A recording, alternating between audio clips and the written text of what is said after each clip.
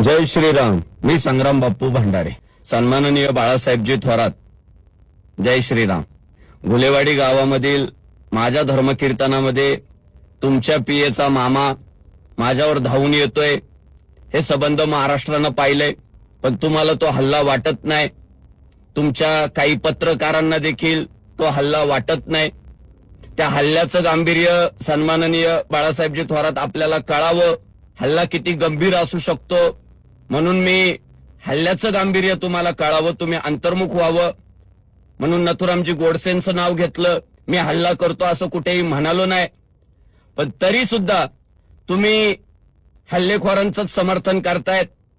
हरकत नाही, पण तुम्ही हल्लेखोरांचं समर्थन केल्यामुळं काय झालंय महाराष्ट्रात तेवढं बघा फक्त. संग्राम भंडारे या तथाकथित महाराजाने संगमनेरमध्ये जे मितभाषी सर्वांना सामावून घेणारे बाळासाहेब थोरात यांच्याबद्दल अपशब्द, यांच्या गावात जाऊन अपशब्द वापरून त्यांचा जो अपमान करण्याचा प्रयत्न केला आणि वेळ पडल्यास आम्ही नथुराम गोडसे होऊ असं जे वक्तव्य संग्राम भंडारेंनी केलं, तर माझं एवढं सांगणं आहे, या महाराजांनी यापुढं कुठल्याही महाराजांनी आळंदीकर म्हणून लावायचं नाही.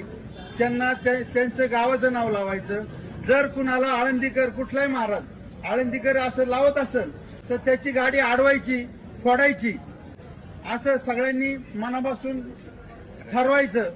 आणि मी त्या संग्राम भंडारींनी त्या नारदाच्या गादीचा जो अपमान केला, त्या अपमानामुळं खरं तर संपूर्ण वारकऱ्यांनीच ह्या भंडाऱ्याचा निषेध करायला पाहिजे होता, परंतु आपल्या ग्रामस्थांना त्याचा निषेध करावा लागतो.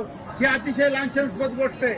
तरी मी आता त्या भंडाऱ्याचा जाहीर निषेध करतो.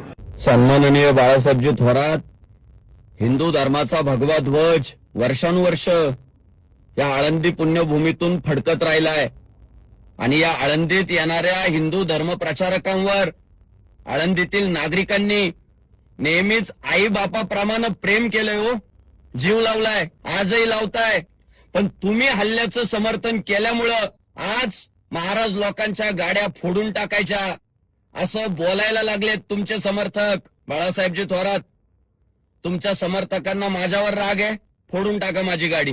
पण इतर कोण्या हिंदू धर्म प्रचारकावर हल्ला झाला तर बाळासाहेब थोरात, मला संग्राम बापू भंडारे मधला बापू काढून टाकावा लागेल आणि मला संग्राम भंडारे व्हावं लागेल. जय श्रीराम.